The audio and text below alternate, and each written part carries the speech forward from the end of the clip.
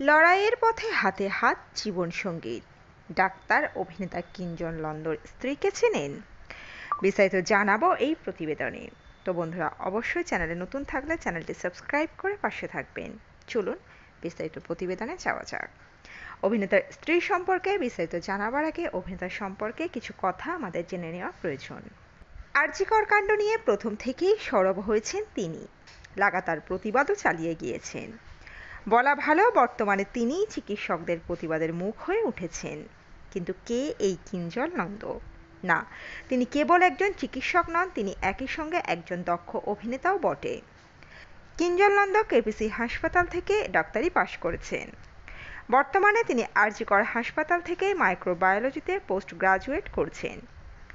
সেখানকার রেসিডেন্ট ডক্টরও বটে তিনি। চিকিৎসক হওয়ার পাশাপাশি তিনি একজন থিয়েটার কর্মীও বটে। 2018 সালে হীরালাল ছবির মাধ্যমে তিনি সিনে জগতে পা রাখেন। অল্প দিনের মধ্যেই অভিনয়ের দক্ষতা দিয়ে নিজের পাকাপাকি একটি জায়গা বানিয়ে নিয়েছেন টলিউডে। একই সঙ্গে বারংবার বিভিন্ন ধরনের চরিত্রে অভিনয় করে তাক লাগিয়েছেন দর্শকদের। তাকে এর আগে 8/12, কর্ণ সুবর্ণের গুপ্তধন, ব্যোমকেশ হত্যামঞ্চ ইত্যাদি ছবিতে দেখা গিয়েছে। এছাড়া দ্য বেঙ্গল স্ক্যাম, বীমা কাণ্ড, কাঁটায় কাঁটায় সিরিজেও কাজ করেছেন তিনি। আগামীতে গাবকে দেবী চৌধুরানী ছবিতে দেখা যাবে তাকে। তিনি যেভাবে আর.জি. কর কাণ্ডের প্রতিবাদে চিকিৎসকদের সামনে থেকে নেতৃত্ব দিচ্ছেন সেটা নজর কেড়েছে সবার। নেটিজেন থেকে শুরু করে তার সহকর্মী, বন্ধুরা সকলেই তার প্রশংসা করেছেন, পোস্ট শেয়ার করেছেন তার প্রশংসা করে। আর.জি. কর কাণ্ডের নির্যাতিতার বিচার চেয়ে রাস্তায় নেমেছেন জুনিয়র ডাক্তাররা। তাদের এই প্রতিবাদ ইতিহাসে লেখা হয়ে থাকবে নিঃসন্দেহে। আর জুনিয়র ডাক্তারদের অন্যতম মুখ কিঞ্জল নন্দকেও নতুন করে ভালোবাসছে মানুষ। আর.জি. করের ঘটনার আগে অনেকেই হয়তো ভাবতেন তিনি বাংলা ইন্ডাস্ট্রির অভিনেতা, অথবা হাসপাতালে আসা রোগীদের কাছে ছিলেন ডাক্তারবাবু। কিন্তু এখন তিনি গোটা বাংলার ভালোবাসার মানুষ, এমন একজন মানুষ যার শিরদাঁড়ার জোরের কাছে মাথা নত করেছে কলকাতা পুলিশও। শুক্রবার সোশ্যাল মিডিয়ায় তিনি জীবনসঙ্গিনীর সঙ্গে একটি ছবি শেয়ার করলেন। স্ত্রী নম্রতা ভট্টাচার্যকে ট্যাগ করে লিখলেন, আজকের দিনটা সাক্ষী থাকুক সবকিছুর। 2022 সালের নভেম্বর মাসে বিয়ে করেছেন কিঞ্জল আর নম্রতা। তাদের একটি 4 মাসের সন্তানও আছে। কিঞ্জল পত্নী নিজেও একজন চিকিৎসক, তিনি পেশায় গাইনোকোলজিস্ট। সোশ্যাল মিডিয়ায় জুনিয়র ডাক্তারদের আন্দোলনকে সমর্থন জানিয়ে একের পর এক পোস্ট করছেন নম্রতা। 1 সেপ্টেম্বর তিনি ফেসবুকে একটি পোস্টে লেখেন, ফেসবুক আমাকে প্রতিদিন জিজ্ঞাসা করে, তোমার মনে কি আছে?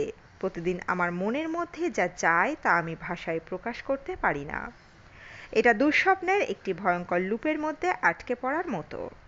একজন মেডিকেল কলেজের ফ্যাকাল্টি হয়ে আমার সমস্ত সহকর্মী এবং সিনিয়রদের মতো ওয়ার্ড ওপিটি শিক্ষকতা নিয়ে দায়িত্ব বেড়েছে, কারণ আমার জুনিয়ররা বিচারের জন্য দিনরাত লড়াই করছে। এতে টয়লেট বিরতি এবং দুপুরের খাবারের মতো প্রয়োজনীয় জিনিসগুলোর জন্য আমাদের খুব কম বা একেবারে সময়ই থাকে না। কিন্তু আমরা আনন্দের সাথে, গর্বের সাথে এটি করছি, কারণ এটি ভয়ানক অপরাধের বিরুদ্ধে আমাদের প্রতিবাদের রূপ। আমরা সর্বদা যুদ্ধক্ষেত্রে থাকতে পারি না, অন্যথায় সিস্টেমটি ভেঙে পড়বে, জনগণ ক্ষতিগ্রস্ত হবে। কাজ শেষ হলে বাড়ি ফিরি আমার 4 মাসের সন্তানের কাছে। এই কঠিন পরিবর্তনের সময় যখন তার মা মাতৃত্বকালীন ছুটি শেষে কাজে যোগ দিয়েছে, চলমান গণ্ডগোলের কারণে ওকে সময় দেওয়া আরও মুশকিলের হয়ে পড়েছে। আমি চেষ্টা করি ওর সঙ্গে থাকবো যখন কোনো দিনে মনোযোগ দেব না, কিন্তু পারি না। আমার স্বামী, আমার বাবা, আমার বোন, যারা সবাই ডাক্তার, আমার অনেক বন্ধু, জুনিয়র সহকর্মী সহ সকলে আক্ষরিক অর্থে রাস্তায় প্রতিদিন প্রতিবাদ করছেন। আমি ভয় পাই। আমি তাদের জন্য, আমার মেয়ের জন্য, আমার নিজের জন্য ভয় পাই। আমি যখন খালি লিফটে যাই বা খালি করিডোর দিয়ে হেঁটে যাই বা জনশূন্য রাস্তা দিয়ে গাড়ি চালাই, তখনই আমি ভয় পাই। আমি আগে কখনো এরকম অনুভব করিনি, কিন্তু এখন আমি অনুভব করি যে আমার মেরুদণ্ডের নিচে শীতল কিছু বয়ে যাচ্ছে।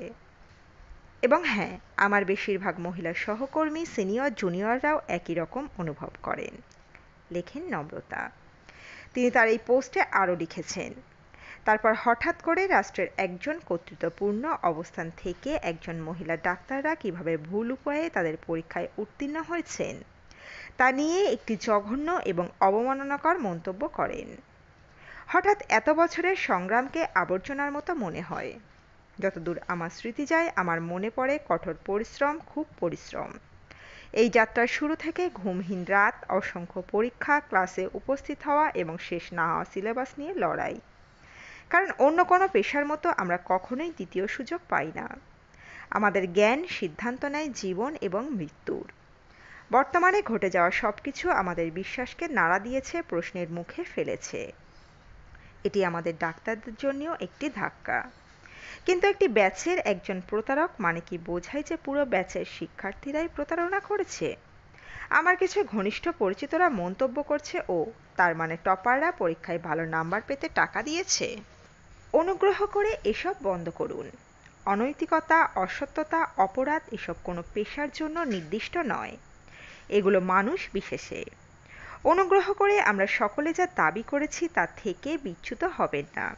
ন্যায় বিচার, দোষীদের শাস্তি দেওয়াই আমাদের একমাত্র উদ্দেশ্য হওয়া উচিত, তাদের মর্যাদা, পেশা, অবস্থান এবং রাজনৈতিক দৃষ্টিভঙ্গি নির্বিশেষে। 9 তারিখ নির্যাতিতা তরুণী ডাক্তারের হয়ে ফেসবুকে পোস্ট করেন তিনি একজন ডাক্তার হিসেবে তার দায়িত্ব নিষ্ঠার সঙ্গে পালন করছিলেন, যেমনটা আমরা সবাই করি। কি আসছে সে সম্পর্কে অজানা। সে ভেবেছিল সে নিরাপদ। এটি তার হাসপাতাল, তার ডিউটি রুম, কিন্তু আফসোস ওরা তার নগ্ন প্রাণহীন শরীর স্নান করা অবস্থায় পেয়েছিল। রক্তে পরের দিন সকালে তার ডিউটি রুমে চেস্ট মেডিসিনে স্নাতকোত্তরের 2য় বছর চলছিল। তার শপথ পূরণ করতে গিয়ে তিনি সবকিছু হারালেন। তো বন্ধুরা, এই পর্বে ছিল এতটুকুই। দ্রুত ফিরে আসছি এরকমই নতুন কোনো আপডেট নিয়ে। আপনারা আপনাদের মতামত জানাবেন কমেন্ট বক্সে। অজানা গল্প চ্যানেলের সঙ্গে থাকার জন্য সকল দর্শক বন্ধুকে অসংখ্য ধন্যবাদ। দেখতে থাকুন, চোখ রাখুন অজানা গল্প চ্যানেলে।